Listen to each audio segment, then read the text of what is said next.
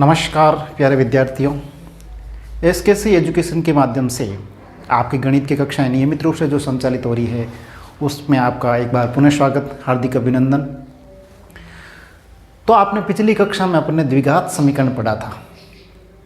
द्विघात समीकरण की मूलों की प्रकृति के माध्यम से द्विघात समीकरण के मूल ज्ञात करने हैं। उसी की तरह तर्ज पर उसी की आगे बढ़ाते हुए उसी की कड़ी में अपन एक और जो विधि महत्वपूर्ण पढ़ने जा रहे हैं वो है आपकी पूर्ण वर्ग बनाकर के द्विघात समीकरण के मूल ज्ञात करने।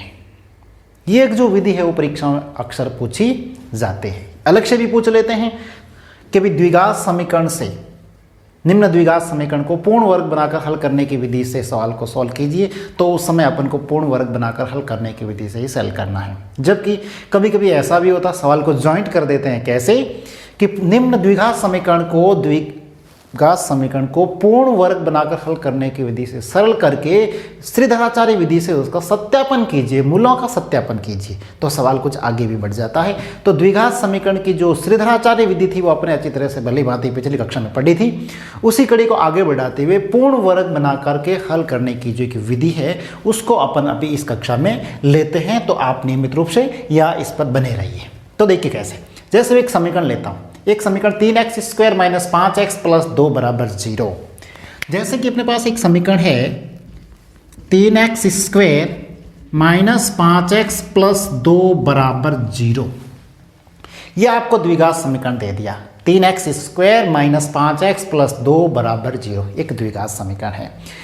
निम्न द्विघात समीकरण को ऊपर अपनी हेडिंग पूर्ण वर्ग बनाकर द्विघात समीकरण का हल, इस पर अपन ध्यान रखेंगे। पूर्णतः जब तक पूरी विधि को सॉल्व करेंगे तब तक अपने दिमाग में ये जो हेडिंग है वो अपने दिमाग में रहेगी कि कौन सी विधि से अपन को मूल ज्ञात करने हैं। तो देखिए कैसे ये आपके दिमाग में 100% बैठ जाएगी। बिल्कुल सिंपल है, स्टेप टू स्टेप अपने दिमाग में बैठाओगे तो विधि आपके दिमाग में ये आराम से बैठ जाएगी। तो कैसे, देखिए सबसे पहले पूर्ण वर्ग बनाकर हल करने की विधि के अंदर सबसे पहले अपन क्या करेंगे, सबसे पहले अपन चर और अचर को अलग कर देंगे। यानी 3x स्क्वायर माइनस 5x बराबर माइनस का 2। क्या क्या आपने सबसे पहले चर संख्या और अचर संख्या को अलग किया, इतना ही काम किया। और आपको वैसे पता ही है कि प्लस का 2 था, बराबर के इधर आते ही माइनस का 2 हो गया। बोले तो पक्षांतरण करने पर परस्पर चिन्ह बदल जाते हैं। तो पहला काम आपने कर दिया कि आपने क्या किया, चर संख्या और अचर संख्या को अलग अलग कर दिया। अगले स्टेप में ये विधि क्या कहती, देखिए अगले स्टेप में विधि ये कहती है कि x स्क्वायर के गुणांक का सभी पदों में भाग देने पर। तो यहां पे x स्क्वायर का गुणांक 3 है। कभी कभी क्या होता है कि x स्क्वायर का गुणांक यहां पे कुछ होता ही नहीं है, तो अर्थांत कितना होता है, 1 होता है। हालांकि नियम तो कहता है उसका ही भाग लगाइए, लेकिन अपन को ऑलरेडी पता है कि किसी भी संख्या में 1 का भाग लगाने पर वह संख्या उसी रूप में रहती है, तो कोई परिवर्तन नहीं होता है। तो सिस्टम से उसका भाग लगाया नहीं जाता है, क्योंकि 1 का भाग लगाने से कोई बदलाव नहीं आएगा। कोई बदलाव नहीं आएगा तो उसका सॉल्यूशन से कोई अलग भी नहीं होगा। इसलिए देखिए, तो आप यहां लाइन लिखोगे कि x स्क्वायर के गुणांक का सभी पदों में भाग देने पर, x स्क्वायर के गुणांक का सभी पदों में भाग देने पर। आप गुणांक ध्यान रखें, गुणांक का मतलब होता है जो संख्या उसके गुणे के संबंध में है। जैसे यहां x स्क्वायर का गुणांक 3 है, x का गुणांक -5 है, ऐसे ऐसे करके ये गुणांक है। तो देखिए, तो x स्क्वायर के गुणांक का सभी पदों में भाग देने पर, अब x स्क्वायर का गुणांक सबसे पहले पद में दिया 3x स्क्वायर बट्टे 3 माइनस 5x बट्टे 3 बराबर -2 बट्टे 3। यानी x स्क्वायर का गुणांक जो 3 है उसका सभी पदों में अपन ने भाग दे दिया। तो दूसरा सिस्टम ये हो गया। पहला तरीका ये था कि चर संख्या को अचर संख्या से अलग कीजिए। आगे कड़ी में बढ़े तो x स्क्वायर का गुणांक का सभी पदों में भाग देने पर भाग लगा दिया। तो देखिए कैसे, 3 से 3 कैंसिल। अब ये भाग पूरा पूरा नहीं जाता तो रहने दीजिए। अब आप अगला समीकरण लिखो, एक्स स्क्वायर माइनस 5/3 एक्स बराबर -2/3। अब देखिए यहाँ तक पहुँच गए। यहाँ तक पहुँचने के बाद में अपन को सीखनी है पूर्ण वर्ग बनाकर हल करने की विधि। तो पूर्ण वर्ग बनाकर हल करने की विधि क्या कहती है? देखिए, पूर्ण वर्ग बनाकर हल करने की विधि ये कहती है कि x का गुणांक, ध्यान रखें, याद रखें, यही इसका टर्निंग पॉइंट है विधि का। x का गुणांक, गुणांक का आधा, आधे का वर्ग को दोनों पक्षों में जोड़ने पर। महत्वपूर्ण चीज ये है। तो देखिए कैसे, तो अपन क्या सीखते हैं, मैं क्या बोला, x का गुणांक, x का गुणांक कितना है, -5/3। तो मैं लिख रहा हूं x का गुणांक, x का गुणांक -5/3, -5/3 का आधा। अब देखो एक चीज, मतलब हर चीज आपको सीखने के लिए मिल रही है। कैसे? -5/3 का आधा, क्या कितना करूं मैं, 5 में 3 का भाग, 3 का आधा, 5 का आधा, कैसे? ऐसा कुछ भी, कोई भी कंफ्यूजन नहीं करना है। तो एक रूल से याद रखिए, क्या देखो, किसी भी संख्या को आधा करने के लिए उसको 1/2 से गुणा कर दो, वह संख्या अपने आप आधी हो जाएगी। कैसे? जैसे कि मेरे पास एक संख्या है 2/8, इसका मुझे आधा करना है, तो मैं क्या आधा करूं? तो इसलिए इंटू 1/2 कर लो, तो 2 एकम 2, 8 2 16, कितना हो जाएगा, 2/16 हो गया। जैसे कि एक संख्या है 3/7, अब मुझे इसका आधा करना है, तो क्या करूं? वही बात, इंटू 1/2 कर लो, तो हो जाएंगे आपके 3/14। कहने का मतलब एक ही शब्द में यह होता है कि किसी भी संख्या को आधा करने के लिए उसको 1/2 से गुणा कर लो, परस्पर संख्या वो आधी हो जाएगी, वह संख्या आधी हो जाएगी। यानी किसी भी संख्या को आधा करने के लिए 1/2 से गुणा कर लो, वह संख्या आधी हो जाएगी, संख्या चाहे कुछ भी हो। इसलिए यह विशेष आप ध्यान रखें। तो देखो क्या हुआ, x का गुणांक -5/3, -5/3 का आधा बोले तो हो गया आपके -5/6। 1/2 से गुणा किया, 5 एकम 5 और 3 दूनी 6, -5/6।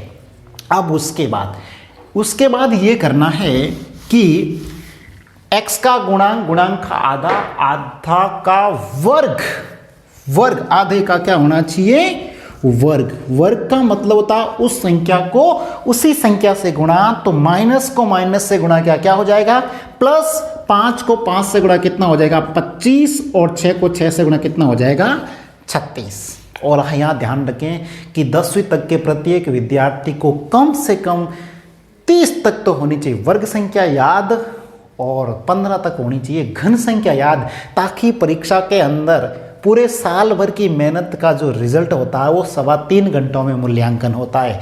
इसलिए उसको एक एक क्षण वहाँ बचाना पड़ता है, एक एक क्षण बचा करके पूरे पेपर को अच्छी तरह से सॉल्व किया जाता है, क्योंकि 90% बच्चों को परीक्षा भवन से बाहर निकलने पर यही शब्द होते हैं कि मेरे सवाल छूट गए, समय निकल गया। वो समय निकलना, सवाल छूट गए, वही प्रॉब्लम होती है कि वो समय को मेंटेन नहीं कर पाते हैं, सवाल को मेंटेन नहीं, समय को मेंटेन नहीं कर पाते। क्यों? ऐसे गुणा करने में वो समय वेस्ट कर देते हैं। इसलिए आप याद रखें वर्ग संख्या, जैसे जो ही आपके पास में मान लो 21 आ गया, तो 21 के वर्ग आप सोचते रहो, गुणा करते रहो, नहीं, 21 का वर्ग 441, आ गया 24, 576, आ गया 25 तो 625, इस प्रकार से आपके आ गया 12 तो 144, आ गया 15 तो 225, आ गया 16 तो 256। इस प्रकार से आपको वर्ग संख्या 25 तक 30 तक तो याद रहनी चाहिए। घन आ जाए 9 × 9 × 9 आप सोचते रह जाओ, लेकिन 9 × 9 × 9 आपको तो बिल्कुल सोचना नहीं है, उसके घन संख्या स्वतः ही याद होनी चाहिए। तो आप वहां पर लिख लोगे तो आपका वो समय बच जाता है। इसलिए याद करें, नोटेड करें। तो आपने क्या सीखा, x का गुणांक -5/3, -5/3 का आधा माइनस का 5/6, -5/6 का वर्ग 25/36 को दोनों पक्षों में जोड़ने पर। तो लिख दिया को दोनों पक्षों में जोड़ने पर, दोनों पक्षों में जोड़ने पर। दोनों पक्षों में आप जोड़ोगे। क्लियर? अब दोनों पक्ष कौन कौन से? X square minus 5/3 x plus, जोड़ रहे हो इसलिए प्लस लगा दिया, 36 माइनस 2/3 और प्लस के 25/36 आपने इन दोनों पक्षों में जोड़ दिया। अब उसके बाद हर स्टेप पे आप देखो ध्यान रखना और बिल्कुल यहाँ पर नियमित बने रहना, तभी आपके दिमाग में ये चीज़ बैठेगी, अन्यथा नहीं बैठेगी। तो देखिए यहाँ आने के बाद में एक तरीका समझा रहा हूँ आपको। कैसे? जैसे अपन ने कुछ शुरुआती चीज़ों में पढ़ा होगा a प्लस बी का होल स्क्वायर यानी a square plus 2ab plus B square और a माइनस बी का whole square a square minus 2ab plus B square होता है। आपने कुछ शुरुआती कक्षाओं में ये पढ़ा है कि a प्लस बी का होल स्क्वायर यानी a square plus 2ab plus B square होता है और a माइनस बी का whole square a square minus 2ab plus B square होता है। तो इसी फ्रेम को लागू करते हुए a प्लस बी का होल स्क्वायर और a माइनस बी का होल स्क्वायर यहाँ पर सर्वसमीकरण का विस्तारित रूप है। कैसे? a square minus 2ab plus B square. जब किसी भी सर्वसमीकरण का विस्तारित रूप हो तो उसका आप शॉर्ट रूप बना लीजिए, और जब a माइनस बी का होल स्क्वायर होता है तो अपन उसका विस्तारित रूप करते हैं। मतलब एक दूसरी दोनों ही अपनी विपरीत कंडीशनों में चलती है। जब विस्तारित रूप हो तो शॉर्ट रूप बना लो, जब शॉर्ट रूप हो तो विस्तारित रूप बना लो। तो यहाँ पे ये कहीं ना कहीं जो संख्या है वो इसके विस्तारित रूप में है। माइनस में है तो माइनस वाली सर्वसमीकरण, और अगर प्लस में हो तो प्लस वाली सर्वसमीकरण। तो यहाँ पे हो गया a square minus 2ab plus B square, ये इस सर्वसमीकरण का विस्तारित रूप है। तो मैं एक ही चीज में बना रहा हूं, x माइनस 25 किसका वर्ग 5 का और 36 किसका वर्ग 6 का। तो ये आपका बन गया a माइनस बी का होल स्क्वायर। उस विस्तारित रूप की सर्वसमीकरण से शॉर्ट रूप बन गया a माइनस बी का होल स्क्वायर। अब उसके बाद आगे बढ़ो, 3 और 36 का लसाप होगा 36। आपको पूर्व भी बताया होगा, अभी भी बता दूं कि किसी भी संख्या को लसाप लेने के लिए आप वहां पे परीक्षा भवन के अंदर लसप मसप की प्रक्रिया में समय वेस्ट नहीं करोगे। तो एक रूल्स ध्यान रखना है कि जब किसी बड़ी संख्या में छोटी संख्या का भाग पूरी बार जाए तो बड़ी संख्या ही लसप होती है। हाँ, अगर छोटी संख्या का भाग बड़ी संख्या में पूरी बार नहीं जाए तो दोनों संख्याओं को गुणा करके उसका लसप निकाला जाता है। ये ध्यान रखोगे आप अच्छी तरह से। इसलिए 3 का भाग 36 में पूरा जा रहा है, इसका मतलब 36 क्या आ गया? लसप। अब जो लसप लिए उसमें हर का देंगे भाग, और जितनी बार भाग जाएगा उसको अंश से करेंगे गुणा। तो 3 का भाग 36 में 12 बार, 12 को 2 से गुणा के माइनस के 24 प्लस 36 का भाग 36 में 1 बार, 1 को 25 से गुणा कितने हो गए? 25। यहां तक बैठा दिमाग में। अब उसके बाद x माइनस 5/6 का स्क्वायर, 25 है प्लस के 24 है माइनस के, तो 25 है प्लस के 24 है माइनस के, तो 25 में से 24 गए पीछे, प्लस का क्या रह गया? 1। तो ये हो गया 1/36। और हाँ, जो ही यहां से स्क्वायर हटाओगे तो अगली संख्या पे अंडर लगाओगे। देखो मैं 3 चीज यहां पे बता रहा हूं, आप नोट करना। स्क्वायर, इस संख्या से स्क्वायर हटाओ, इस संख्या पे अंडर लगाओ, और हाँ कभी इधर से अंडर हटाना हो तो इधर स्क्वायर लगाना पड़ेगा। मान लो एक तरफ स्क्वायर है एक तरफ अंडर, दोनों ही हटाना हो तो दोनों ही हट जाएंगे, कोई परिवर्तन नहीं आएगा। इसलिए ये 3 चीजें आप ध्यान रखें। तो इधर से स्क्वायर हटाया और इधर अंडर लगा दिया, x माइनस 5/6 अंडर 1/36। यहां तक चीज समझ में आई? अब देखिए आगे कैसे।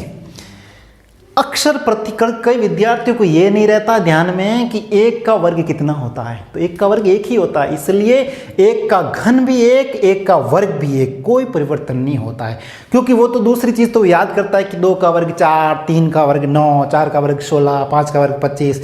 इसी प्रकार क्या 1 का वर्ग 1 ही होता है? बिल्कुल 1 का वर्ग 1 ही होता है। 1 को किसी संख्या से गुणा करने पर कोई परिवर्तन नहीं आता, वही संख्या रहती है। उसी प्रकार 1 × 1 × 1 × 1 1 ही होता है। तो इसलिए 1 का वर्ग क्या हो जाएगा 1, तो x माइनस 5/6 बराबर 1/6, यानी 36 का कितना हो गया 6। और हाँ, अब ये जो 1/6 आया वो दोनों में होगा। यहाँ पे ध्यान रखें कि जो मूल आया है द्विघात समीकरण के, दोनों में आते हैं प्लस और माइनस में, क्योंकि अपने श्रीधराचार्य में पढ़ा था। तो देखो अब यहाँ पे दोनों चिन्ह आ गए हैं, तो दोनों में से कोई एक चिन्ह पहले लेना पड़ेगा, चाहे तो प्लस का लो चाहे माइनस का लो। जिस चिन्ह को आप ले रहे हो उसको लिखित में रखोगे। कैसे? अगर आप यहाँ से प्लस का चिन्ह ले रहे हो तो आप लिखोगे प्लस का चिन्ह लेने पर, प्लस का चिन्ह लेने पर, तो x माइनस 5/6 बराबर 1/6। प्लस का चिन्ह लिखने की आवश्यकता नहीं, क्योंकि सदैव संख्या धनात्मक में ही विद्यमान होती है। अब करोगे पक्षांतरण, तो x माइनस का 5/6 है, तो इधर आते किसका हो गया प्लस का 5/6 हो गया, तो x बराबर 6। जब हर समान हो तो अंश वही आएंगे, तो 5 और 1 6 हो गया, तो 1 + 5, तो x बराबर 6/6। x बराबर कितना आ गया 1। ये आपका पहला मूल आ चुका है। एक जो मूल आया वो कितना आ गया 1 आ गया। अब देखिए दूसरा, अगर आप माइनस का चिन्ह लोगे, माइनस का चिन्ह लेने पर यहां से डिसाइड करोगे कि आपको कौन सा चिन्ह लेना है, तो x माइनस 5/6 बराबर -1/6, क्योंकि आपने माइनस का चिन्ह लिया है। बाकी वही सिस्टम। कैसे? x बराबर -1/6, ये माइनस का था, इधर आते किसका हो गया पक्षांतरण करने पर प्लस का, तो 6 और 6 ये हो गया 6। जब हर समान हो अंश वही आएंगे, तो -1 + 5। अब यहां ध्यान रखना, प्लस का तो है 5 और माइनस का है 1, असमान चिन्ह हमेशा घटते हैं, तो 5 में से 1 चला गया, पीछे कितने बच गए 4, 4/6, तो x बराबर हो गया आपके 2/3। तो दूसरा मूल ये हो गया। अब आप नीचे स्पष्टीकरण में लिखोगे, अतः द्विघात समीकरण के मूल x बराबर 1, x बराबर 2/3 होंगे। ये आपके दोनों ही मूल पूर्ण वर्ग बनाकर हल करने की विधि से निकले हैं। तो इसी तरीके से एक सवाल अपन और देख लेते हैं। तो इसी तरीके से अपन एक सवाल और देख ले तो अपनी विधि अच्छी तरह से दिमाग में अच्छी तरह से बैठ जाएगी। तो दूसरा सवाल देखिए, इसी प्रकार जो पीछे वाला सवाल था उसी प्रकार ये दूसरा सवाल देखिए। दूसरा सवाल क्या लिखा हुआ है, 4x² + 4√3x + 3 = 0। थोड़ा अपन फास्ट चलेंगे, जो पीछे सवाल किया उसी की तर्ज पर। तो देखिए कैसे, आप ध्यान रखो, जिसको भी पहले सवाल में थोड़ा भी किंतु परंतु लग रहा है वो यहाँ पर क्लियर कर लें, क्योंकि प्रत्येक सवाल थोड़े थोड़े क्लिष्ट रूप में आएगा, हार्ड रूप में आएगा। ये देखो अंडूड की संख्या से हार्ड आया है, तो विद्यार्थी थोड़े कंफ्यूजन हो जाते हैं, क्या हार्ड है? कुछ भी हार्ड नहीं है। आपको अपनी विधि पर कॉन्फिडेंस होना चाहिए। जो मैं कर रहा हूँ वो तरीके से और सही कर रहा हूँ, और जिसको विधि पे कॉन्फिडेंस होता है उसका गणित का सवाल कभी गलत नहीं होता। अपने आप पे कॉन्फिडेंस, जो पहली बार किया वो सही किया, इतना कॉन्फिडेंस अपने पास में होना चाहिए। तो देखिए दूसरा सवाल, तो ये कहता है 4x² + 4√3x + 3 = 0। तो वही कहती है पूर्ण वर्ग बनाकर हल करने की विधि। ये कहती है कि चर संख्या को और अचर संख्या को अलग अलग कर लो। तो आपने अलग अलग कर लिया। कैसे? 4x² + 4√3x बराबर माइनस का कितना हो गया 3। ये चर को और अचर को आपने अलग अलग कर लिया। यहां तक कर लिया। अब यहां तक करने के बाद में क्या होता है, आप सीधी सी लाइन लिखोगे, x² का गुणांक, तो x² का गुणांक कितना है 4 का सभी पदों में भाग देने पर, सभी पदों में भाग देने पर, x² के गुणांक का सभी पदों में भाग देने पर। तो देखिए x² का गुणांक कितना है 4, तो 4x²/4 पहले पद में भी भाग दे दिया, 4√3x/4 दूसरे पद में भी भाग दे दिया, और -3/4 ये तीसरे पद में भी भाग दे दिया। यानी एक्स स्क्वायर के गुणांक का सभी पदों में भाग देने पर, इसलिए आपने सभी पदों में भाग दे दिया।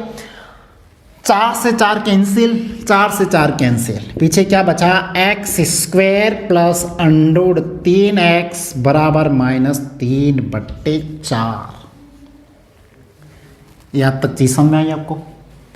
अब वापस वही टर्निंग पॉइंट पे चलना है कि पूर्ण वर्ग बनाकर हल करने की विधि क्या कहती है। तो देखिए, पूर्ण वर्ग बनाकर हल करने की विधि ये कहती है कि x का गुणांक ये हो गया x का गुणांक अंडर 3, दिखा ना बिल्कुल आपको अंडर 3, x का गुणांक अंडर 3 और अंडर 3 का आधा यानी अंडर 3/2।